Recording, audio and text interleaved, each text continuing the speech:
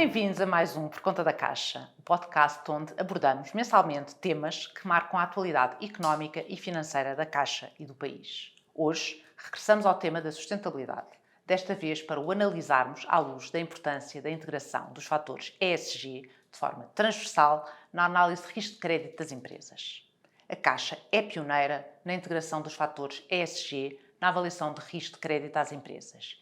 E é para falar sobre este tema que tenho hoje aqui comigo Cecília Gaspar, diretora central da Caixa, da Direção de Rating e Controle Interno. Cecília, muito obrigada por ter aceitado este convite. Olá Raquel, muito obrigada por este convite para tratar de um tema incontornável no nosso futuro coletivo. Pedi-lhe, por favor, Cecília, que nos explicasse em que é que consiste este modelo e qual é a sua real importância para as empresas e para a própria sociedade. O rating ESG da Caixa é um modelo inovador e pioneiro, uma vez que trata de forma holística as três dimensões da sustentabilidade: a ambiental, a social e a governance. Como acontece com qualquer modelo de rating, este modelo foi desenvolvido com o objetivo de obter uma notação que permite classificar as empresas. No caso em concreto, pretendemos classificar as empresas em termos de sustentabilidade. Para isso, utilizamos 15 indicadores que são de natureza, sobretudo, quantitativa. E do ponto de vista de classificação, calculo que desse modelo resulte uma valorização, uma valoração, digamos assim, ou uma notação que são distribuídos por grupos, calculo. Pode-nos identificar quais são esses grandes grupos? O rating ESG das empresas nossas clientes pode ser forte, bom, satisfatório ou fraco. Gostava desde já de referir que o facto de uma empresa ter rating ESG fraco, isso não significa que seja um critério de penalização, não é nenhuma linha vermelha. Pelo contrário, significa que existe espaço de melhoria nos impactos dos riscos ESG. O rating ESG da Caixa tem como principal objetivo apoiar as empresas no processo de transição para uma economia mais verde, mais inclusiva e mais responsável. E realmente é importante perceber que não é por ter um critério ou estar classificada de uma forma menos positiva neste rating que só vem evidenciar que há espaço de manobra e não vamos fingir que não é verdade, porque sabemos que é verdade, mas é realmente importante então para as empresas ficarem a conhecer de que forma é que se posicionam para que possam introduzir as melhorias que façam sentido. Isso mesmo. As empresas ficam a conhecer, em primeiro lugar, como se posicionam em termos de sustentabilidade, em segundo lugar, como é que se posicionam face aos peers, e em terceiro lugar, ficam a conhecer como é que podem melhorar para obter uma melhor notação e para progredir nas dimensões ESG. Trata-se de um projeto fascinante, na medida em que nós conseguimos transformar dados em informação e conhecimento e, dessa forma, responder às necessidades dos nossos clientes.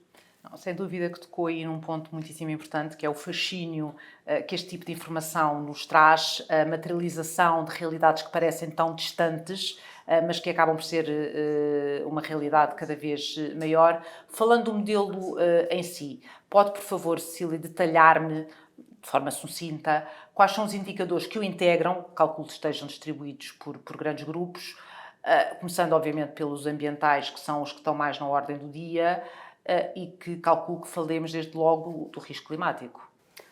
Isso mesmo. Na dimensão ambiental, focámos efetivamente no risco climático, que se divide entre risco de transição e risco físico.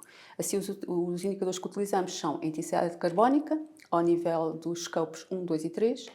Utilizamos os gastos energéticos e utilizamos também o risco de país e o risco de geolocalização. E nas componentes sociais e de governance, o que é que estamos aqui a valorizar? Na dimensão social, utilizamos indicadores como a igualdade de género, as condições remuneratórias e o investimento em formação. Na dimensão de governance, utilizamos indicadores como a capacidade dos acionistas ou sócios e a qualidade da gestão. Efetivamente, aqui um manancial de informação que, até ser desenvolvido este modelo, se calhar não era tratado, ou era tratado de forma bastante insuficiente, ou sem perceber, inclusive, a importância do que essa informação traduzia. Conhecido agora o modelo, pergunto-me como é que é alimentado e que informação é utilizada para o manter atualizado? Esse é um dos aspectos mais interessantes e, ao mesmo tempo, mais intrigantes do nosso modelo. Os dados que nós utilizamos são, sobretudo, dados públicos, recolhidos juntos de diversas fontes de informação. E o facto de usarmos dados públicos é uma enorme vantagem, porque isso permite tornar um modelo totalmente automático e, dessa forma, ganha a escala. Este é um caso prático de como nós conseguimos colocar a tecnologia ao serviço do cliente, ao serviço do negócio. Isto é, nós conseguimos atribuir rating e classificar cerca de 400 mil empresas e cerca de 23 mil milhões de euros de crédito, o que representa toda a carteira de crédito de empresas da Caixa de todos os setores de atividade. E o facto, se me permite a opinião, se recorrendo a fontes de informação de natureza pública, traduz e traz para o processo maior transparência e, consequentemente, maior credibilidade. E quais foram exatamente as fontes de informação que foram selecionadas? Na seleção das fontes de informação tivemos que ser muito pragmáticos. Assim, nós recolhemos informação junto da Germanwatch, da Think Hazard, do Eurostat, da taxonomia europeia, dos relatórios de sustentabilidade, naturalmente, e da informação empresarial simplificada, a designada IES.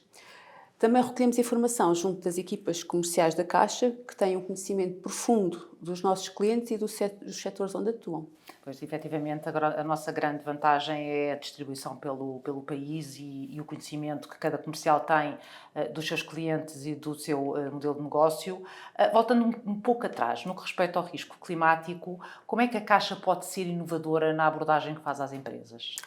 Ora bem, para responder à pergunta da Raquel, eu gostaria de referir as duas componentes então do risco climático. Em primeiro lugar, no que respeita ao risco de transição, é importante que as empresas conheçam e deem a conhecer as suas emissões de CO2. Hoje em dia, esse tipo de informação já é obrigatória para as empresas de maior dimensão. Mas a curto prazo, este tipo de informação sobre sustentabilidade também vai ser obrigatório para as empresas de menor dimensão. Eu costumo dar o exemplo dos rótulos dos produtos alimentares, onde podemos consultar a composição detalhada em termos de ingredientes ou de calorias. A curto prazo, nós vamos ter esse tipo de informação em termos de emissões de CO2 para qualquer produto ou serviço.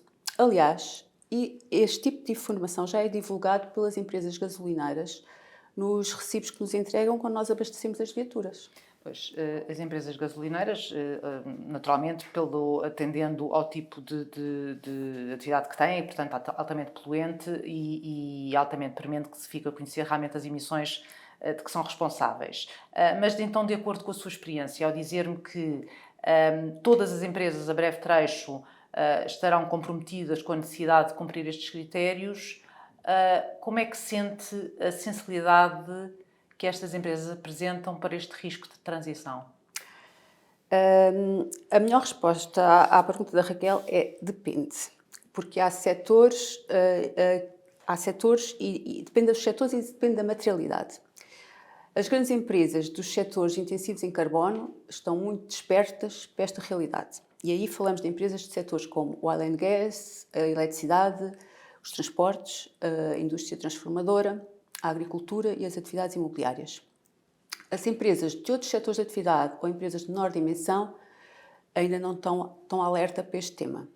E, nesse caso, a Caixa tem um papel importante a desempenhar ao divulgar informação sobre o posicionamento da empresa no seu setor de atividade e sobre o caminho que a empresa pode fazer para diminuir a sua pegada carbónica e ter acesso a melhores condições de financiamento. E agora, Cecília, entrando aqui numa parte que me fascina e que eu gostava de explorar um bocadinho mais, que é o tema do risco físico. O que é o risco físico? Como é que se materializa a avaliação do risco físico neste modelo? O que é que podemos esperar dele? O tema do risco físico é um tema muito relevante, na medida em que o país de Portugal demonstra alguma vulnerabilidade precisamente ao risco físico, nomeadamente devido aos riscos de calor extremo, escassez de água e incêndios. Contudo, nós não podemos olhar para Portugal e considerar que todo o país tem o mesmo nível de risco físico. Nós, no nosso modelo, conseguimos fazer uma análise granular e discriminante, avaliando o risco de geolocalização em todo o território nacional. No caso de Portugal continental, nós conseguimos fazer uma análise fina ao nível do código postal e através dos dados que obtivemos junto da plataforma da Proteção Civil. Nós procedemos à recolha de dados nas 2.881 freguesias para 11 tipos de riscos físicos. E posso indicar alguns, porque temos a inundação costeira, a inundação fluvial, temos deslocamento de terras, Temos o calor extremo, a escassez de água, uns incêndios e temos também, evidentemente, os sismos e os tsunamis. Portanto, efetivamente, teremos aqui a possibilidade de todos, com alguma curiosidade mórbida, ir introduzir os nossos códigos postais para percepcionar quais os riscos que, efetivamente, a nossa localização mais nos expõe. E como é que acha que esta informação pode ser útil para os nossos clientes? Em que é que a CGD é inovador e em que é que oferece, efetivamente, ao cliente? Na Caixa, através desses dados que nós recolhemos junto da Proteção Civil, construímos um simulador de risco físico. E este simulador ajuda as empresas a tomarem decisões mais informadas e que melhor salvaguardam a continuidade da sua atividade. Trata-se de um processo muito simples. A empresa apenas necessita de fornecer o código postal referente à localização dos seus ativos e, a partir daí, consegue avaliar a sua exposição aos riscos físicos. Posso dar um exemplo. Um ativo que esteja localizado numa freguesia do concelho de Beja e que esteja exposto ao risco de calor extremo. Isso até pode ser uma vantagem se nós estivermos a analisar um projeto fotovoltaico. E este tipo de avaliação pode ser disponibilizado aos nossos clientes, o que é um ponto de diferenciação em relação aos nossos concorrentes. No momento em que estão, eventualmente, a construir o seu modelo de negócio, a escolher a localização onde se poderão ou deverão implementar, atendendo, por exemplo, à energia fotovoltaica, se calhar o Alentejo, por contrapartida de outra zona do país que não esteja tão exposta à luz solar. Cecília, aqui para concluir a nossa conversa, que tem sido muitíssimo interessante, é fácil então concluir que a Caixa, à semelhança de todas as outras instituições financeiras, atribui ratings de financeiros às empresas, portanto está obrigada a fazê-lo quando quer conceder crédito, mas então também tem um rating ESG. Como é que explica a coexistência destes dois ratings e sente que ainda há alguma margem para evolução? Pois bem, o rating ESG atualmente visa complementar a informação que é dada pelo rating financeiro e desta forma ter uma gestão de risco mais robusta. No futuro, é natural que estes dois ratings venham a convergir num único rating. O rating ESG é, em certa medida, uma antevisão da evolução futura do rating financeiro, numa perspectiva de médio prazo, já que os riscos não financeiros tenderão a ficar refletidos no balanço e na demonstração de resultados das empresas. A nossa ambição é evoluir numa ótica de melhoria contínua, mantendo a capacidade de inovar e de antecipar o futuro, sempre com uma visão centrada no cliente. E acreditamos que só assim continuamos a criar valor e, simultaneamente, gerar um impacto positivo na sociedade. Cecília, muito obrigada por esta conversa. Chegámos ao fim de mais um episódio por conta da Caixa. Esperamos, genuinamente, que com esta conversa tenhamos contribuído para a clarificação da importância real da integração de critérios de ESG nos modelos de negócio das empresas. Despedimos-nos hoje com a convicção de que as empresas que tiverem a capacidade de incorporar e antecipar a integração destes critérios nos seus modelos de negócios serão empresas mais resilientes e bem capacitadas no futuro. No próximo mês estaremos de volta para mais uma conversa por conta da Caixa. Mantenha-se atento às redes sociais e ao site da Caixa.